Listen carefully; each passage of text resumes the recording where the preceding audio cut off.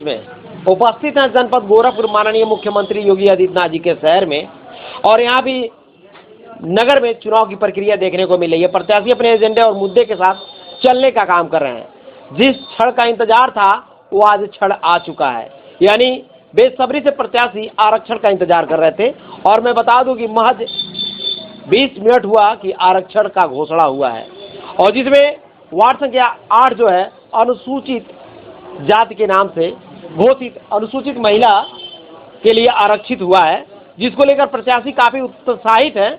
और इस वक्त हम मौजूद है राणा हॉस्पिटल के बगल में कौन सा मंदिर है सर? डी बाबा के स्थान पे, और चाय की दुकान है, बहुत ही मशहूर चाय की दुकान है कार्नर पे, जिसकी सुगंध दूर दूर तक जाती है। लोग चाय पीने के लिए आते हैं। यही हमारे प्रत्याशी जी चंदू पासवान जी मिल चुके हैं, जो आरक्षण आते ही यहाँ खुशियों की एक माहौल देखने को मिली। काफी लोग बधाई देते हुए नजर आए, और चंदू पासवान जी की आंखें जो हैं नम यानी कि भीग गई।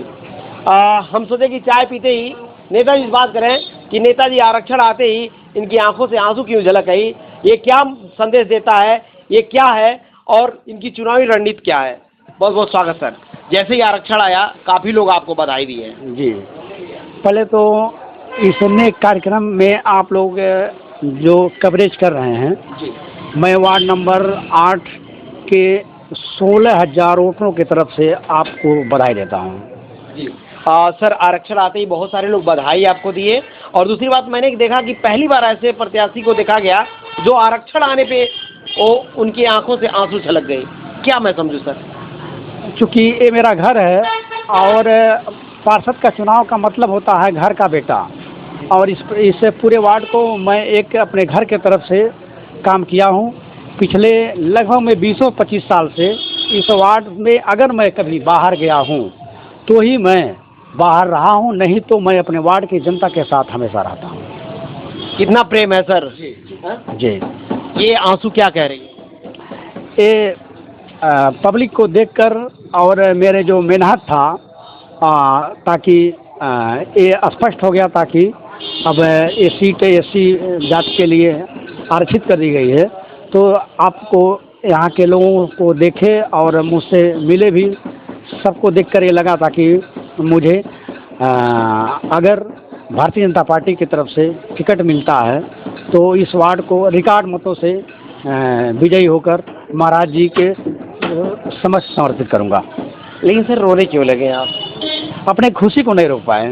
हाँ, काफी समय आपने दिया है लोगों के बीच में, और ये झलक रहा था जब जैसे ही घोषणा आया लोग आपको बधाइयाँ दे रहे थे, और आप एक तरफ से रोने का काम कर रहे थे। जैसे लग रहा था कि आज ही मतगणना का रिजल्ट आ चुका है। क्योंकि ये वार्ड जो है 4,550 जो कॉलोनी का मकान है, जिसमें 14 गांव, मैं हर घर से हर गांव से रूबरू हूँ। और मैं आपको ये बता देना चाहता हूँ कि 2017 से पहले इस वार्ड का पार्षद हमारी माता जी थी। उस समय पूरे नगर निगम में 42,000 पोल थे। उस समय मेरे वार्ड में 2,575 पोल स्ट्रीट लाइट के थे, और मैंने अपने पार्षद प्रतिनिधि के रूप में, चूँकि माता जी पार्षद थी, प्रतिनिधि के रूप में पूरे वार्ड को लगभग में 90% कार्य को किया था। और मुझे उम्मीद है ताकि ये सीट अगर एससी हुआ है, मुझे मौका मिला तो मैं उससे बढ़िया और काम कर कर जनता को समर्पित करूँगा। चलिए सर, बहुत ही अच्छी बात है कि आप पूर्व में भी आपकी माता जी यहाँ की पार्षद रही, जिन्होंने आपके अनुसार, कहने के अनुसार 90% यहाँ की समस्याओं को उन्होंने निवारण किया। सर इस समय आज आपका सीट भी घोषित हो गया, लेकिन आरक्षण आ गया, लेकिन अभी भारतीय जनता पार्टी से आप चुनाव की तैयारी कर रहे हैं, टिकट मांगने का प्रयास कर रहे हैं। सर ऐसे में सवाल आता है कि अगर आप टिकट नहीं मिले तो क्या रुझान होगा आपका? वो पार्टी के आदेश का मैं पालन करूँगा। यानी कि पार्टी के आदेश का पालन करेंगे, निर्दलीय चुनाव नहीं लड़ेंगे? नहीं। क्यों सर? क्योंकि पार्टी का मैं सिपाही हूँ, और पार्टी जिसको टिकट देगी उसको जिताने के लिए मैं काम करूँगा। चलिए, बहुत ही अच्छी बात है कि एक अच्छे कार्यकर्ता और कनिष्ठ कार्यकर्ता की ये पहचान होती है कि पार्टी के निर्देशों का पालन करना। सर निर्देशों का पालन करेंगे। सर आपसे बात करेंगे चुनावी मुद्दों पे। आपने बताया कि पूर्व में हम माता जी हमारे यहाँ की पार्षद रह चुकी है, काफ़ी विकास कार्य किए, इस समय भ्रमण कर रहे हैं, तो क्या क्या समस्या देखने को आपको मिला है? सबसे बड़ी समस्या सफाई है जी, सफाई, और पूरे रोड टूट गए हैं जिसका निर्माण नहीं हो पाया है। और मैं ये कहना चाहता हूँ कि इस समय जो स्थितियाँ परिस्थितियाँ हैं, ये सरकार हमारे परम पूज्य महाराज जी की है। पैसे की कोई कमी नहीं है, लेकिन लोकल जनप्रतिनिधि की दायित्व होता है कि पैसे को जाकर लाकर अपने वार्ड का विकास करें। ये काम नहीं हुआ और सफाई व्यवस्था में भी कई जगह इसके पहले टीवी पर मीडिया पर आया, जिसके लिए मुझे काफ़ी खेद है। सर एक समस्या और देखने को मिलता है, जब भी बारिश होती है तो जल भराव यानी कि जल जमाव की समस्या बहुत ही विकराल देखी जाती है। आप अगर पार्षद होते हैं, फिर जनता आपको नवाजती है, तो क्या इस क्षेत्र में करेंगे? इसके पहले मैं 2017 से पहले भी पार्षद प्रतिनिधि के रूप में जनता का सेवा किया हूं, और आप किसी भी जनता से आप पूछ सकते हैं कि मेरे रहते हुए जल जमाव की समस्या नहीं रहती थी। कुछ कमियां हैं विभागीय, जैसे मेडिकल कॉलेज नाले को लेवल ऊंचा कर दिया गया, और उसके लिए परम पूज्य महाराज जी ने सीवर लाइन बिछाने का जो अभी पिछले 27 तारीख को शिलान्यास किया है, वो बन जाएगा तो हमारा ही वार्ड नहीं, पूरा गोरखपुर जल से और जो भी है जल निकासी से मुक्त हो जाएगा। सर कितना सहयोग मिल रहा है जनता का? जनता का मुझे पूरा सहयोग है जी। युवाओं का सहयोग कितना मिल रहा है? युवाओं का सहयोग पूरा 100% है। सर इस समय एक समस्या और देखा गया है, आपके वार्ड में तार जो है ये विद्युत तार लटके झटके हैं, पोल भी सेटिंग से चल रहा है, जुगाड़ पे चल रहा है।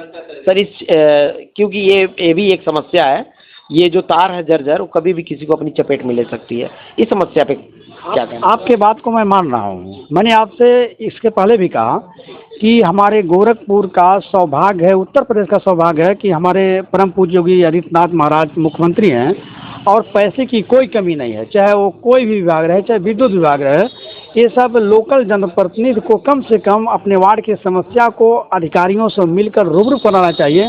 और जब तक आप रूबरू नहीं कराएंगे, कोई समस्या का हल नहीं होगा। और इस काम को मैं प्राथमिकता पर कराऊंगा। चलिए सर, कल से कैसा प्रचार चलेगा? प्रचार जैसा, क्योंकि हमारा प्रचार तो रोज चलता है। मैं कभी अपने घर पर 6 बजे तक सोने वाला व्यक्ति नहीं हूँ। हम जनता के बीच में हमेशा रहते हैं। प्रचार में तेजी आएगी? तेजी रहेगी कल से। सर अंत में हमारे चैनल के माध्यम से क्या निवेदन करना चाहेंगे? मैं आपके चैनल के माध्यम से करता हूं, ताकि अगर मुझे जनता ने आशीर्वाद दिया तो इस वार्ड को मैं गोरखपुर के 80 वार्ड में 1 नंबर पर ले जाने का काम करूंगा। सर आरक्षण तो आ चुका है और हमें लगता है कि आप सभी प्रत्याशियों को जान भी चुके होंगे। अब एक सवाल है कि सर किस पार्टी के कैंडिडेट से ऐसा लग रहा है कि वो मेरे टक्कर में है, मुझे हरा सकता है और लड़ाई? हमारा किसी से लड़ाई नहीं है, मेरा किसी से नहीं लड़ाई है। कोई प्रत्याशी से मुझे कोई टक्कर नहीं है। भारतीय जनता पार्टी कार्यालय के उच्च अधिकारी या नेता पदाधिकारी से क्या निवेदन करना चाहेंगे टिकट के लिए? निवेदन, हम टिकट के लिए एप्लीकेशन दिया जाएगा और पार्टी नेतृत्व तय करेगा, ताकि कौन सा कार्यकर्ता मेरा जिताऊ है, टिकाऊ है, ईमानदार है। पार्टी का जो निर्देश होगा उसका पालन किया जाएगा। धन्यवाद सर। तो ये रहे चंदू पासवान जी, जो वार्ड संख्या 8 के पार्षद पद के उम्मीदवार हैं, जो आरक्षण आते ही चौराहे पे खुशी का माहौल देखने को मिला और लोग बधाइयाँ देने लगे और इनकी आंखें नम हो गई। कहीं ना कहीं ये संदेश देता है कि वाकई में चंदू जी जिस तरह से सिजोए हैं इस क्षेत्र को, जिस तरह से जन जन संपर्क करने का काम किए हैं, शायद ये आंसू झलका रहा है और बता रहा है कि आगे क्या संदेश देने वाला है।